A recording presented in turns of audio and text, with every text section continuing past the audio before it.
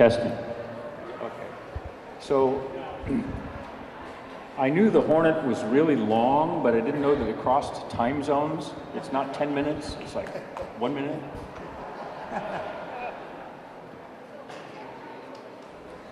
Well, my name is Bob Fish, and I'm a trustee of the Hornet Museum. And first off, I'd like to welcome you here today. Can everybody hear me okay? It's a really special day. How many of you are native to Alameda? Any Alamedans here? All right, so I mean, we're honoring a native Alamedan today, Jimmy Doolittle, obviously. And so it's just a really special day. We're honored to be able to do this, bring the Raiders and other people here. What we're going to do this afternoon is have some presentations that will introduce the Doolittle Raid, the Tokyo Raid, if you will. David Stiles is going to do that. Then John Fu is going to get up, and John's going to talk about what happened in China. His father was actually one of the guys that was extending the runways for the Raiders pt1as to land, which of course they never did. And then following that, we're going to have Jonna Hobbs, which is actually Jimmy Doolittle's granddaughter, Jonna Doolittle Hobbs, speak. And she's an excellent speaker. We have 3 really good speakers. Following the presentation, then each one of the authors is going to do a book signing.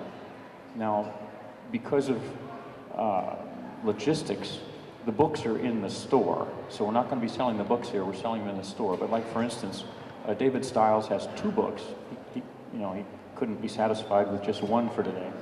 So we have 2 Flights to Victory, which is an excellent book about the connection between the first bombing mission over Japan and the last bombing missions over Japan. He actually draws some very interesting threads about the history of those 2 missions, the connections. And then there's another one that he wrote called Doolittle Tales, which is specifically about Jimmy Doolittle and a lot more information on the raid. And I believe this is true, you'll be the first people who can ever buy this.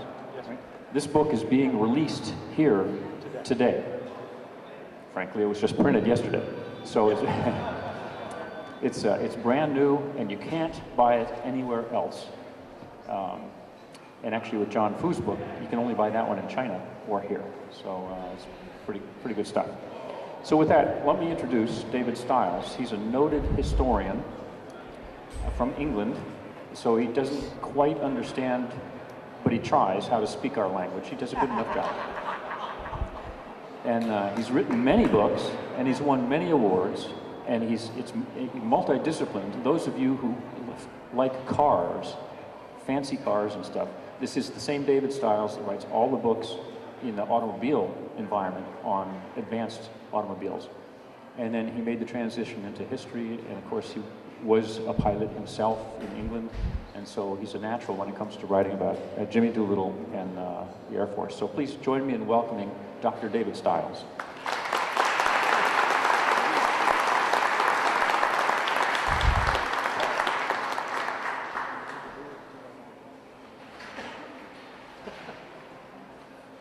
Good afternoon. I imagine that one of the first things many of you will be asking yourselves is, why is a Brit standing in front of us today to talk about Jimmy Doolittle and the Doolittle Raid? Well, I have an interest. And the interest is this. My mother had 2 cousins who were stationed in the British forces in Hong Kong in 1941. One was an artillery sergeant, the other was a young naval officer, and both were transferred out of Hong Kong right at the beginning of December 1941. In fact, only days before the Japanese overran the place. The artillery sergeant went to the Singapore gun battery. That didn't do him an awful lot of good, I'm afraid, because the Japanese came into Singapore through the back door across the Malay Straits from Malaya. And the last that was heard of him was that he was in Changi jail, and we never heard another word of him. The naval officer, on the other hand, had managed to dispatch his wife and children to Australia in the first days of December, and he went aboard Her Majesty's ship Prince of Wales, which was a heavy cruiser, which was aiming for the Malay Straits. It was escorted by 7 destroyers, but no air cover. I don't know how you get by that when the Japanese attacked the Prince of Wales from the air and the destroyers, and the Prince of Wales went down on the 10th of December with all hands lost. So you see, I have something of an interest. The other point is that by the end of December 1941, there were almost 200,000 British prisoners, men, women, and children, civilians and military, in the hands of the Japanese. There's my interest. So we're talking now about victory started here. It really did, on the 18th of April, 1942. It's the story of the world's greatest aviator of his time. His name was James H. Doolittle. You've probably already heard that. And the mission from which he achieved further greatness for himself, but more particularly huge success symbolically and militarily for the war against Japan. The aviator then was James H. Doolittle. He was the first man to fly across America in September 1922.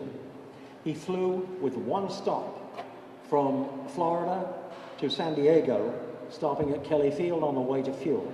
That was an incredible achievement, and he did it, incidentally, in less than 24 hours. His next major achievement was that he won 3 great air races. The first was the Schneider Trophy race in 1925.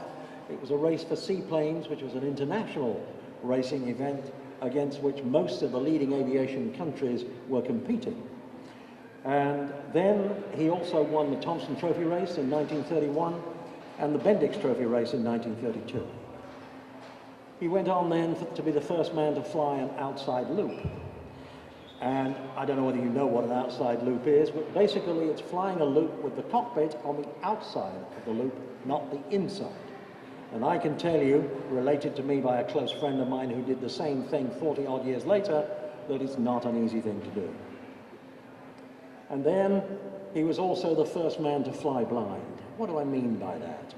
He originated instrument flying so that pilots could fly on instruments, not seeing outside, not being able to see the weather or anything else, but they could take themselves off from one position and put themselves down somewhere else. He did that in 1929. That's the man, James H. Doolittle. The mission was the Doolittle Raid, and it was to be on Tokyo and neighboring cities. It took place on the 18th of April, and you've already heard that it was in fact intended to be the 19th, 20th of April, but because they were spotted early, they had to go on the 18th.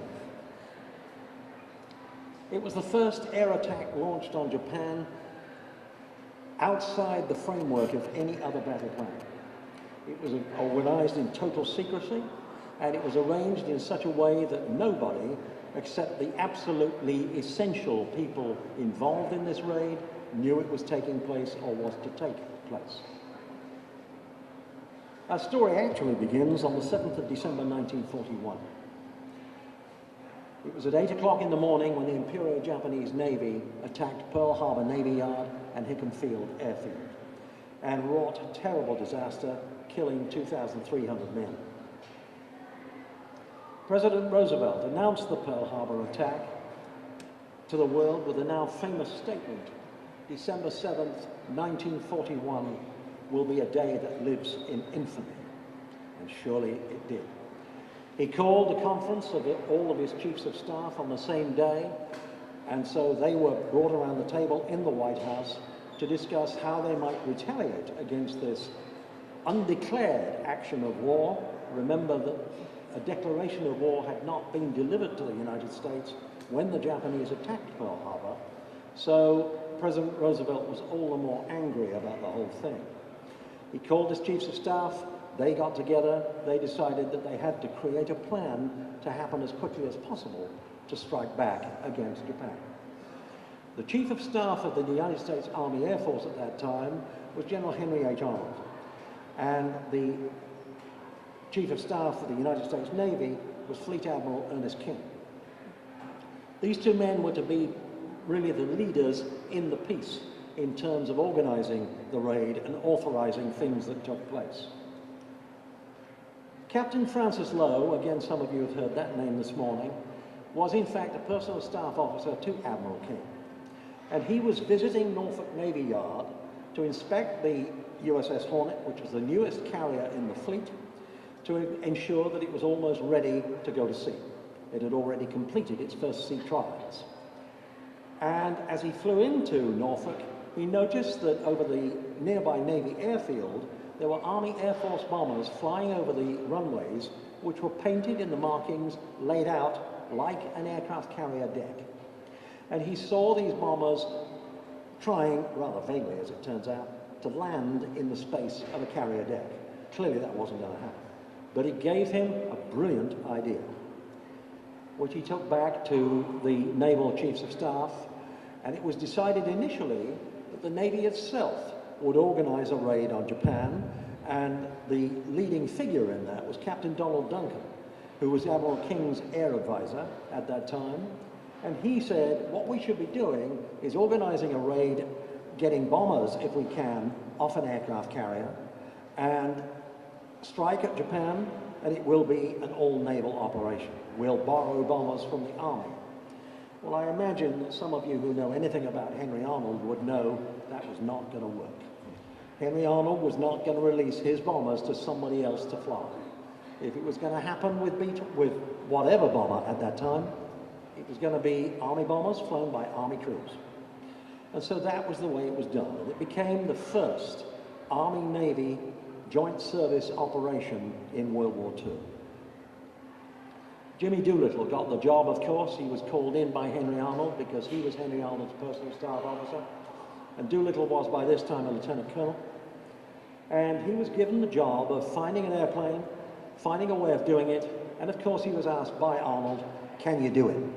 And Doolittle said, give me the tools, I'll do the job. His first task was to find an airplane that could do that job.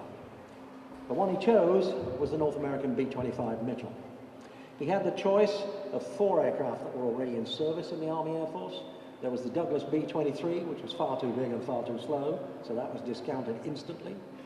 There was the Martin B-26, which Jimmy Doolittle knew because he'd test flown it in his early days before it was put into production, and he decided that that was too fast, had too high a takeoff speed, and simply was too heavy.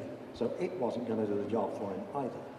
And then Army Air Corps staff came to him and said, well, why don't you try this, the Douglas A-20, which actually was smaller than the B-25, much lighter, had the same 2 engines pulling it along, and could carry the same bomb load of 2,500 pounds. And so he looked at it. The other point that they made was that the A-20 only had a crew of 3 instead of the B-25 having a crew of 5.